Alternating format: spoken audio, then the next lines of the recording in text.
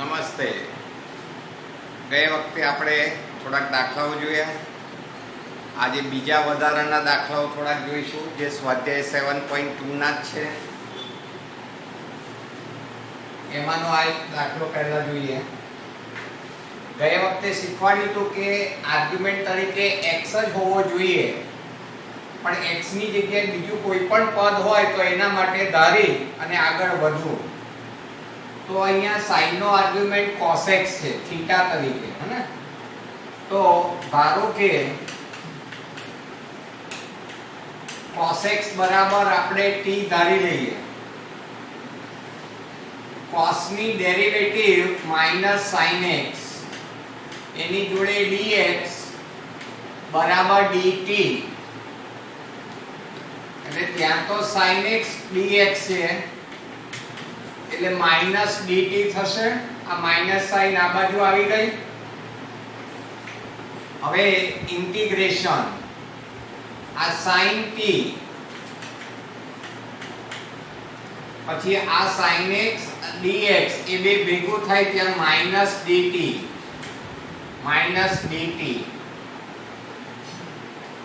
ત્યારબાદ આ માઈનસ.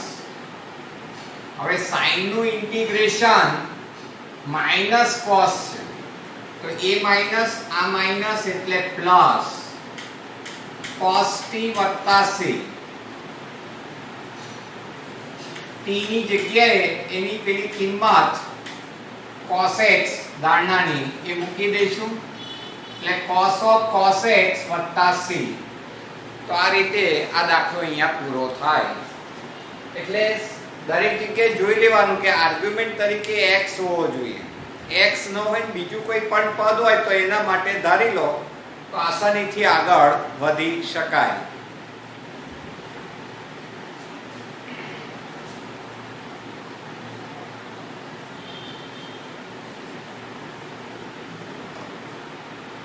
ચાલો એક બીજો જોઈએ.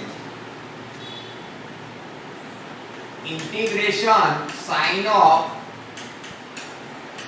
ax વત્તા b into cos of ax વત્તા b dx. ચાલો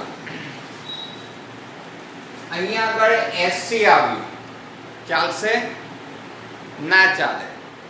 આપણી પાસે જે સ્વરૂપ છે શું છે? 2sc નું છે એટલે ઉપર નીચે બે વડે ગુણીશું એટલે 2 sin of into cos of dx. હવે 2sc એટલે s plus s, ખરું ને? પરંતુ અહીંયા બંને જગ્યાએ આર્ગ્યુમેન્ટ સરખો છે. જો તમે એને થીટા વિચારી લો તો કયું સ્વરૂપ થયું? આ 2 sin theta cos theta એટલે ગુણિત ઉપગુણિત પ્રમાણે શું થશે? sin 2 theta. એટલે sin 2 theta નો ઉપયોગ કરીએ તો 1/2 એમ નામ, ઇન્ટિગ્રેશન એમ નામ, sin 2 theta એટલે આર્ગ્યુમેન્ટ ડબલ થઈ ગયો. ડબલ બધાને બે વડે ગુણી નાખો એટલે ડબલ થઈ જાય. sin 2 theta argument double. હવે આ 1/2 એમ નામ, sin નું ઇન્ટિગ્રેશન છે માઈનસ cos અને x ના સહગુણક વડે ભાગવું પડે. જો એ પાછું ભૂલી ના જવું જોઈએ.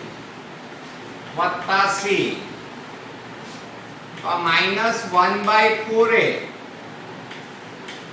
cos of 2ax વત્તા 2b વત્તા c. તો આ થઈ ગયો એનો જવાબ. એટલે આગળ કંઈક વધવાથી આપણા જે પ્રમાણિત સ્વરૂપો જોયા એમાંનું જ કોઈક ને કોઈક સૂત્ર આવશે. અહીંયા તમને તો મેં આનાથી ઊંચા લેવલના દાખલાઓ ગણાવેલા છે, ખરું ને? પણ આ સ્વાધ્યાયના જે હતા એ ગણવા જરૂરી છે એટલે જોઈ લઈએ છે આ બધું. આમ તો તમે ઘણા ખરા દાખલાઓ ગણી શકો છો, વિચારી પણ શકો છો.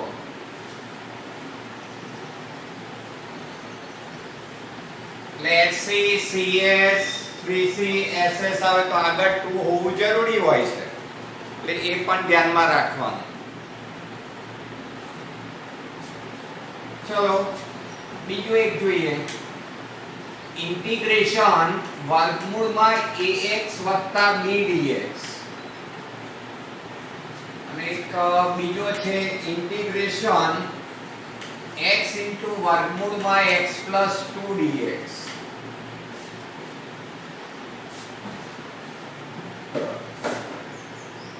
ચાલો હવે આવું પદ છે એટલે ax b ની ઘાત 1/2 કહી શકીએ આપણે વર્ગમૂળ એટલે. તો આ પ્રમાણિક સ્વરૂપ કહેવાય. તમને મેં કહ્યું હતું કે સુરેખ પદ હોય ત્યાં x વિચારી લો એટલે આપણા જે બે સૂત્ર જોયા અત્યાર સુધીમાં એમાંનું જ કોઈક સૂત્ર આવી જાય. તો કયું સૂત્ર આવી ગયું? x⁻n પહેલું જ સૂત્ર, એટલે એનું ઇન્ટિગ્રેશન શું જાણો છો? x⁻n+1/n+1 ખરું ને? તો ax b એની ઘાત છે 3/2, જે ઘાત એ જેનો છેદ.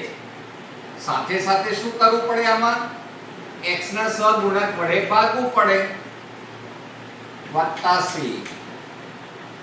એટલે આ 2 જશે અંશમાં, એટલે 2 ના છેદમાં 3a ax b ની ઘાત 3/2 વત્તા c. તો આ રીતે આનો જવાબ આપણને મળી શકે. આ દાખલો જોઈએ. આ દાખલો બે રીતે શક્ય છે. એક રીત આવી છે કે x અને x સરખા છે ને, તો અહીંયા x + 2 પહેલા લખો અને બેલેન્સ કરી દો, કારણ કે +2 વધારાનું છે, અને આ પદ એવું ને એવું લખો પણ ઘાત 1/2 તરીકે લખી દઈએ. હવે કૌંસ છોડીએ તો આ બંનેનો ગુણાકાર એટલે x + 2 ની ઘાત 3/2 થઈ, અને આ બેનો ગુણાકાર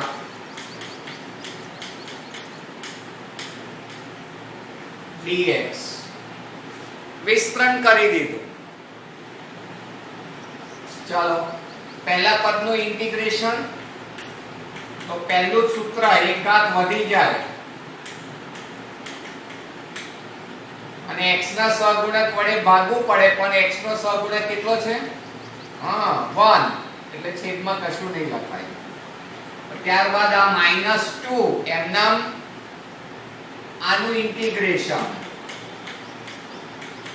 એક ઘાત વધી ગઈ વત્તા c, જે ઘાત એ જેનો છેદ અને x ના સહગુણક વડે ભાગવાનું હોય. તો આ 2/5, આ 4/3,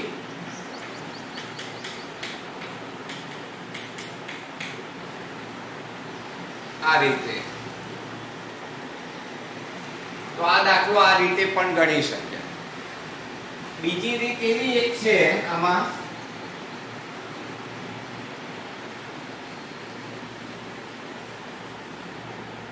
કે તમે x + 2 તરીકે t ધારી લો, એટલે dx = dt થયું, અને આમાંથી x ની એટલે x ને સૂત્રનો કરતા બનાવતો t - 2 થાય. તો હવે શું થયું? ઇન્ટિગ્રેશન x ની જગ્યાએ t - 2, ત્યારબાદ અહીંયા t ની ઘાત 1/2, dx ની જગ્યાએ dt, dx ની જગ્યાએ dt. એટલે આ કૌંસ છોડીએ તો આવું થશે.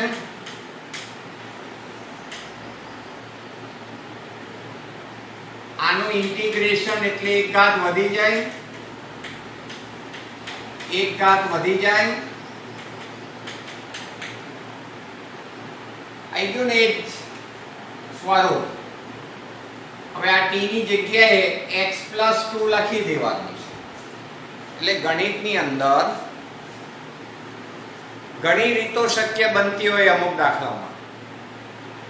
જવાબ તો એક સરખો આવે અથવા કોઈક વાર સ્વરૂપનો ફરક આવે. આ દાખલો યાદ રાખીશું. બે રીતે શક્ય છે, તમને મેં બે રીત બતાવીશ.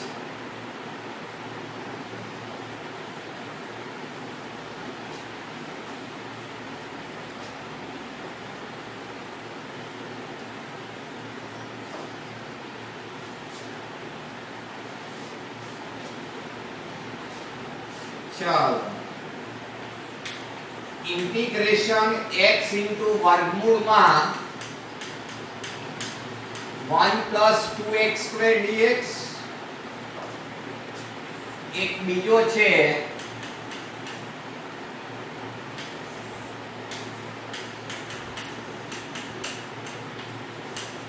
આ રીતે.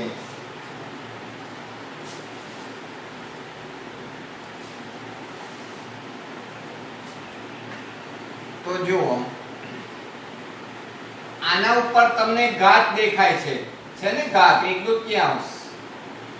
તો એને જો મૂળ વિધેય માનીએ, કારણ કે આ ગુણાકાર છે એટલે, તો ડેરિવેટિવ માં 1 ની 0 થાય, 2x સ્ક્વેર ની 4x થઈ જાય, x સ્ક્વેર ની 2x ને, અને ગુણ્યા પેલા 2 એટલે 4x. એમાં x તો છે જ, 4 નથી, તો કઈ વાંધો નહીં. 1 plus 2x square ની ઘાત 1/2. અહીંયા 4x લખી દઉં અને આગળ 1/4 લઈ લઉં. થઈ ગયું બેલેન્સ.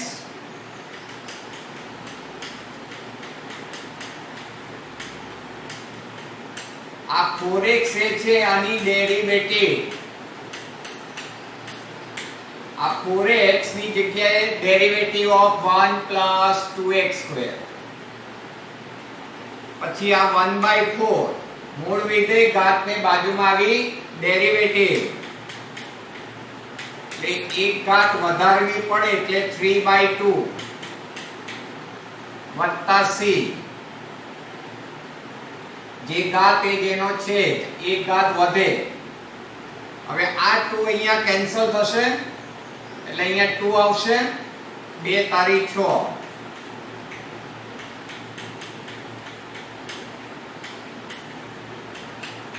વત્તા c. તો આનો જવાબ થઈ ગયો. એટલે મોટા ભાગના દાખલાઓ પેલા બે કાર્ય નિયમો પર આધારિત છે, ગુણાકાર સ્વરૂપ અને ભાગાકાર સ્વરૂપ. હે ને? આની અંદર આના ઉપર ઘાત કેવાય અડધી. તો આની ડેરિવેટિવ છે 2x, આની 1 એટલે 2x plus 1 અને પેલા 1 ની 0. 2x plus 1 કરતા તો એનું ડબલ છે. તો એક કામ કરીએ, એક 2 ને બહાર લઈ લો, આને આ રીતે લખો ને અહીંયા 2x plus 1 કરી દઈએ. જો રકમ નથી બદલાઈ, સ્વરૂપ બદલાયું છે. આમાંથી 2 કોમન કાઢી લીધા, કારણ કે આપણી જરૂરિયાત માત્ર 2x plus 1 ની છે. જે રીતે અહીંયા જરૂરિયાત તમારી 4x ની હતી, એટલે ઉપર નીચે 4 વડે ગુણાકાર કર્યો. અહીંયા આ રીતની જરૂરિયાત છે ડેરિવેટિવ.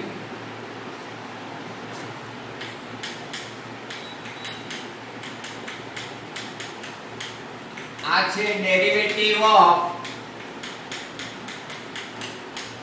આ રીતે. આ 2x plus 1 તે આની ડેરિવેટિવ છે. મૂળ વિધેય ઘાત ને બાજુમાં ડેરિવેટિવ આવી એટલે એક ઘાત વધી જાય. અડધામાં એક ઉમેરો તો ડોટ 3/2 છેદમાં 3/2. સાદુરૂપમાં 2 ક્યાં જાય? અંશમાં, એટલે 4/3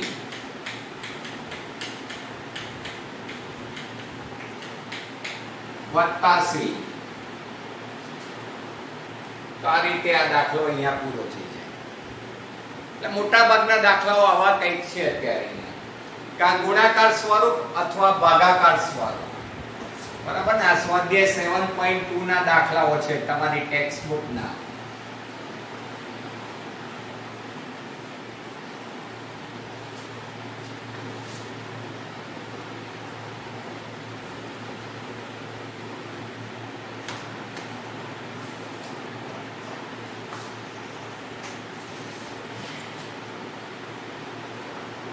ચાલો બીજો એક જોઈ લઈએ.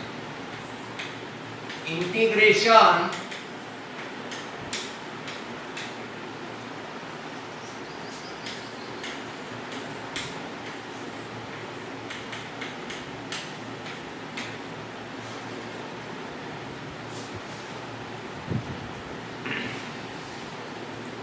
ચાલો આ બે દાખલાઓ જોઈ લઈએ.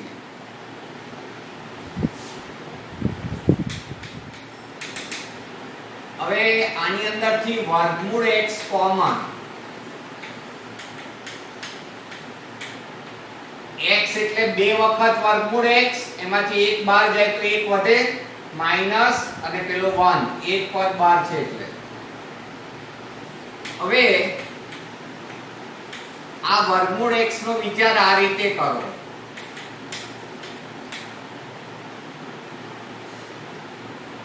હવે આ ભાગાકાર સ્વરૂપ છે, આમ ગુણાકાર લાગ્યું પણ છેદમાં છે ને એ ના ચાલે ને, એટલે આ ભાગાકાર સ્વરૂપ છે.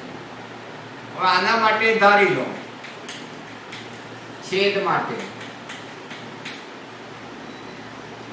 11મા ધોરણમાં શું શીખવાડ્યું હતું? વર્ગમૂળ x ની ડેરિવેટિવ 1/2 વર્ગમૂળ x. યાદ જ રાખવાનું. -1 ની ડેરિવેટિવ 0 છે, એની જોડે dx બરાબર dt. એટલે 1/વર્ગમૂળ x dx બરાબર 2 dt. આ 2 અંશમાં જતો રહેશે. હવે એનો ઉપયોગ જો તમે અહીંયા કરો તો શું થાય? 1/t થાય. આ t ધારેલું છે, આ જે છે તે આ રહ્યું 2 dt. એમાં 2 ને બહાર લખી દો, 2 dt. ચાલો આપણું બીજું પ્રમાણિત સ્વરૂપ log માનાંક p વત્તા c. t ની જગ્યાએ એની કિંમત મૂકી દો. વર્ગમૂળ x - 1 જે આપણી ધારણા હતી એ મૂકી દીધી. આવું કંઈક વિચાર લેવાનો.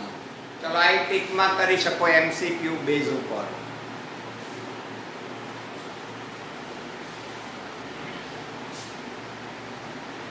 બરાબર? વર્ગમૂળ x કોમન, પછી ઉપર લઈ ગયા.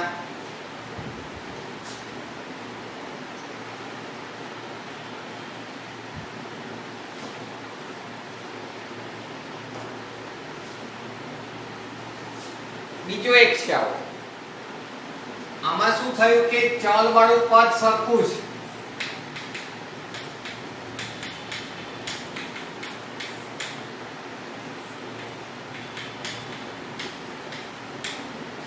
એટલે આ રીતે ચલ વાળું પદ સમાન છે. એટલે x+4 લખ્યું ને બેલેન્સ કરી લીધું, કારણ કે ત્યાં માત્ર x જ છે. ગણ્યા છે ને વધારો. આ બંનેનું સાદુરૂપ વર્ગમૂળમાં x+1 થાય તો એક તો કામ કરીએ, આવું લખી દઈએ. -4 1/આ પદ એટલે x+4 ની ઘાત -અડધો dx. x+4 ની ઘાત અડધી -4, x+4 ની ઘાત -અડધી dx. ચાલો અહીંયા x+4 ની ઘાત 3/2, રાઈટ?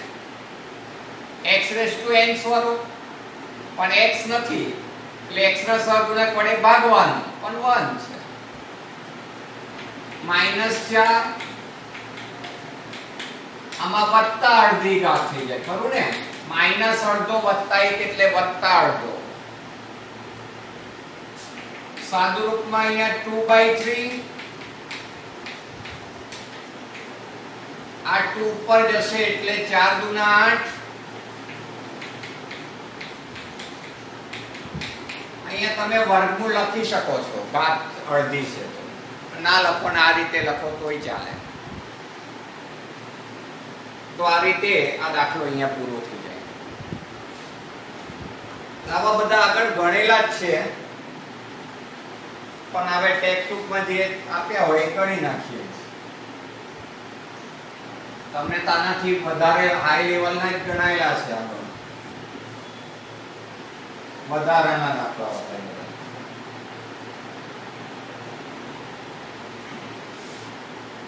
ચાલો બીજો એક લઈએ. x³ - 1 ની ઘાત છે 1/3 x⁵5 dx.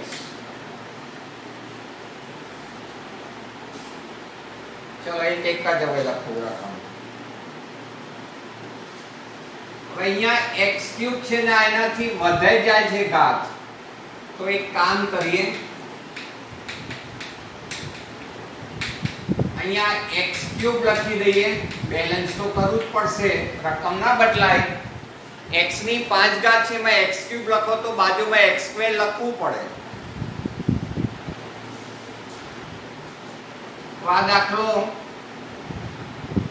આગળ વધારીએ. હવે આ x³ - 1 તરીકે t ધારી લો.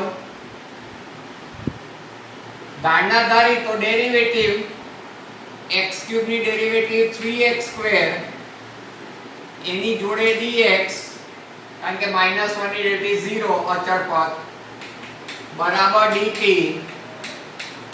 તો x² dx બરાબર 1/3 dt થઈ. આ 3 છેદમાં આવી ગયું. તો નવું સ્વરૂપ શું થયું? ઇન્ટિગ્રેશન. આના માટે t ધારેલું છે એટલે t ની ઘાત 1/3 x³ એટલે t + 1. આના ઉપરથી x³ ને સૂત્રનો કરતા બનાવી દો. પછી x² dx ની જગ્યાએ 1/3 dt, એમાં 1/3 ને બહાર લખવાનું. હવે તાવડી ગયું ને. કૌંસ છોડીએ તો 1/3 + 1 એટલે 3 લસા. આ તો મોડે ના ફાવે તો એટલે 4/3 વત્તા 1 પર ગુણ્યા 1 છે એટલે dt. કૌંસ છોડવાથી આ સ્વરૂપ મળ્યું. હવે આ 1/3 એમ નામ, આનું ઇન્ટિગ્રેશન,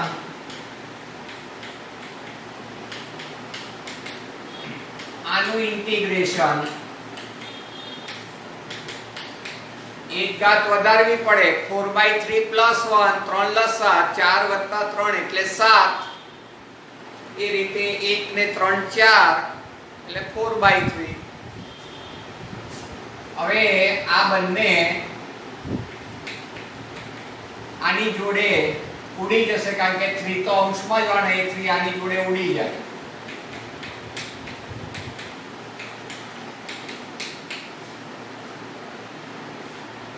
હવે t ની જગ્યાએ તમારે પેલી આ કિંમત મૂકી દેવાની છે.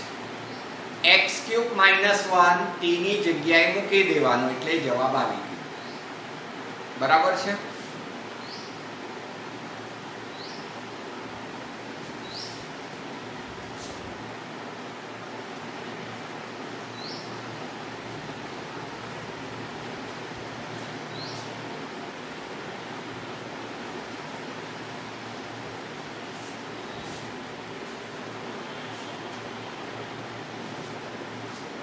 તો બીજો એક જોઈ લઈએ.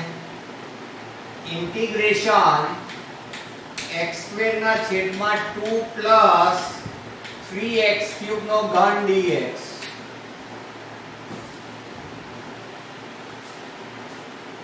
હવે અહીંયા વાસ્તવમાં ભાગાકાર સ્વરૂપ આવ્યું, પરંતુ છેદમાં ઘાત છે એટલે એને પ્યોરલી ભાગાકાર નહીં માનવાનો.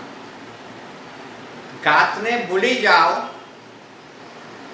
આની ડેરિવેટિવ 0, આની ડેરિવેટિવ થઈ જાય 9x², ખરું? x³ ની 3x² અને આ 3 એટલે 9x². એમાં x² તો ત્યાં છે જ, તો પહેલા તો આને ઉપર ચડાઈ દીધી ઘાત, એટલે ઘાતની નિશાની બદલાઈ ગઈ. 9x² dx, એમાં x² છે તો 9 વધારાનું છે એટલે બેલેન્સ કરી દીધું.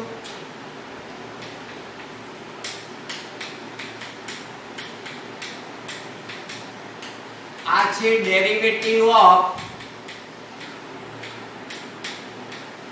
આ પદ, આની આ ડેરિવેટિવ છે. મૂળ વિધેય ઘાત અને બાજુમાં ડેરિવેટિવ એટલે એક ઘાત વધારવી પડે, તો -3 માં 1 ઉમેરો તો -2 વત્તા c, એક ઘાત વધી ગઈ. આ -1/18, આ 1 નીચે લઈ લો કારણ કે ઘાતની નિશાની માઈનસમાં છે, એટલે જનરલી ઘાતની નિશાની પોઝિટિવ રાખવાનું એટલે સફલિંગ કરી શકાય. તો આ નીચે આવે એટલે -2 માંથી +2 ઘાત થઈ ગઈ. 9 દુના 18 વિથ માઈનસ વત્તા c. તો પહેલી નજરે ભાગાકાર લાગ્યો, પણ વાસ્તવમાં તે ભાગાકાર નથી.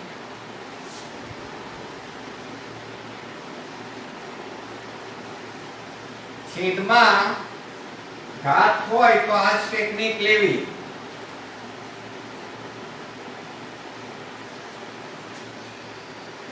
બીજું એક જુઓ, integration 1/x into log x ની m ઘાત dx.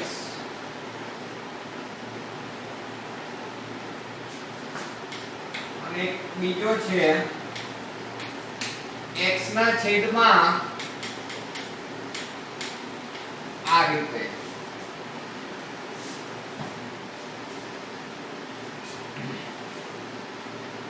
જો પહેલા તમને ગુણાકાર સ્વરૂપ લાગ્યું, પરંતુ છેદમાં એવું તો કોઈ સ્વરૂપ જ નથી.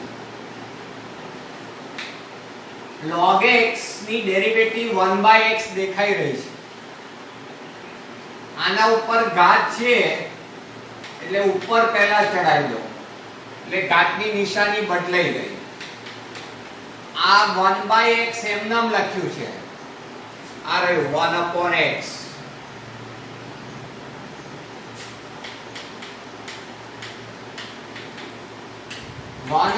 x તે આ log x ની ડેરિવેટિવ છે, એટલે મૂળ વિધેય ઘાત ને બાજુમાં ડેરિવેટિવ, તો એક ઘાત વધી જાય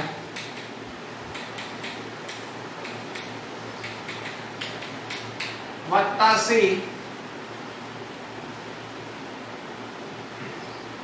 બસ, તો આ જવાબ ચાલી જાય. બાજુમાં ડેરિવેટિવ છે એટલે એક ઘાત વધે એટલે એક ઉમેરવાનું, બરાબર? અહીંયા ચલ છે એટલે +1 તમને દેખાશે. એટલે ભાગાકારમાં પણ આ ધ્યાન રાખવું. હવે અહીંયા લિટરલી ભાગાકાર કહેવાય, કારણ કે છેદમાં કોઈ ઘાત નથી, હોલ સ્ક્વેર, હોલ ક્યુબ એવી કોઈ ઘાત નથી, તો આને પ્યોર ભાગાકાર કહીશું. તો છેદની ડેરિવેટિવ વિચારી લો, 9 ની 0, -4 એમના, x² ની ડેરિવેટિવ 2x એટલે -8x. એમાં x તો ત્યાં છે જ, -8x જોઈએ.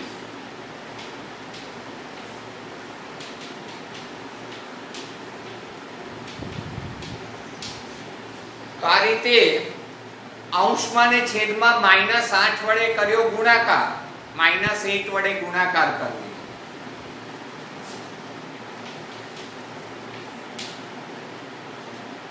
અંશમાં જે છે એ છેદની ડેરિવેટિવ્સ, અંશમાં જે પદ છે એ છેદની ડેરિવેટિવ્સ.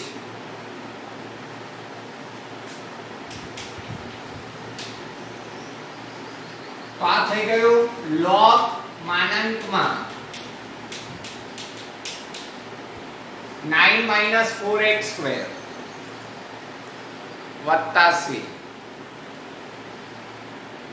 છેદની ડેરિવેટિવ અંશમાં આવી. બરાબર છે.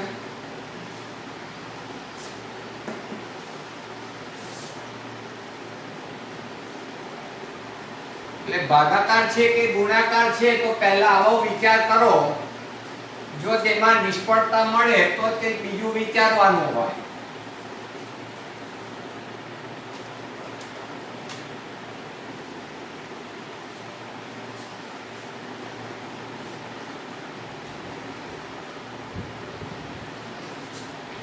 ચાલો e raised to 2x plus 3 dt dx x ના છેદમાં e raised to x square dx.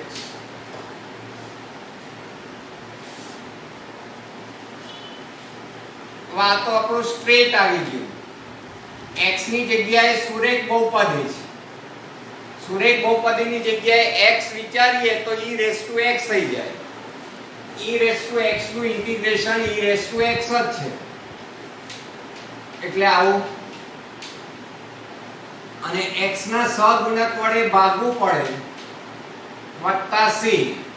તો આ જવાબ થઈ ગયો ડાયરેક્ટ. હવે અહીંયા e raised to x square છેદમાં જ આવે છે. તો એક કામ કરીએ, x² તરીકે t લઈ લઈએ. આપણા જે સ્વરૂપ છે એમાં x ની જગ્યાએ બીજું કોઈ પદ આવે તો એના માટે ધારી લેવું.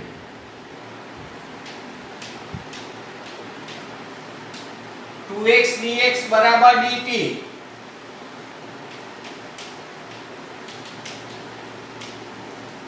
એટલે x dx તરીકે અડધો dt. તો શું થયું 1 e raised to t અને પેલો અડધો dt. પણ આ સૂત્ર નથી એટલે આને ઉપર ચડાવી દીધું, -t કરી દીધું.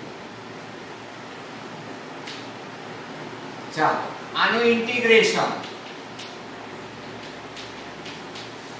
બરાબર ને. t ના સહગુણક વડે ભાગવું પડે.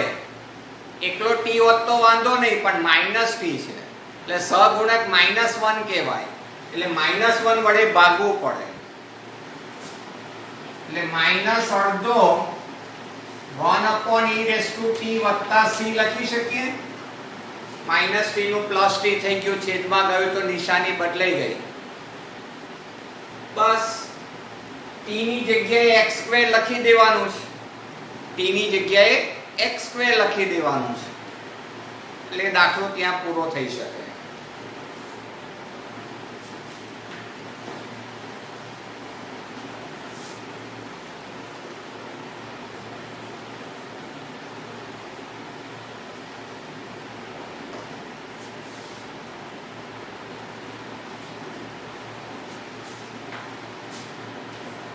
હવે e raised to tan inverse x 1 plus x square dx. e raised to 2x minus 1.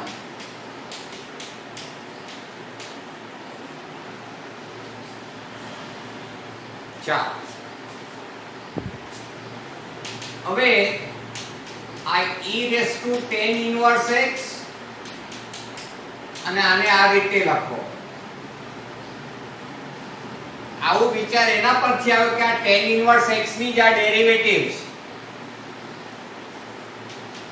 તો આ tan ઇન્વર્સ x તરીકે t ધારી લો,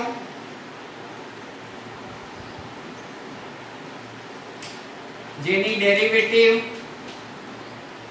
એની જોડે dx બરાબર dt, એટલે આ e રેસ ટુ t થશે અને આ બે ભેગા થાય ત્યાં dt,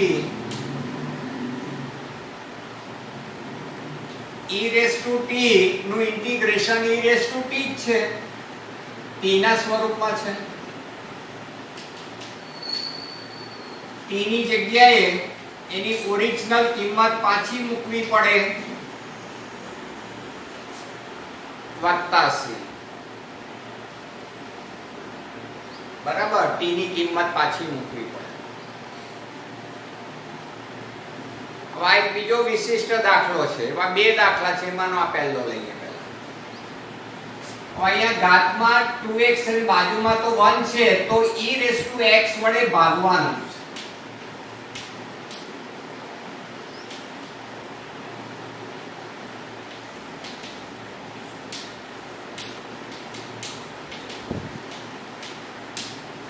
e raise to x વડે ભાગતા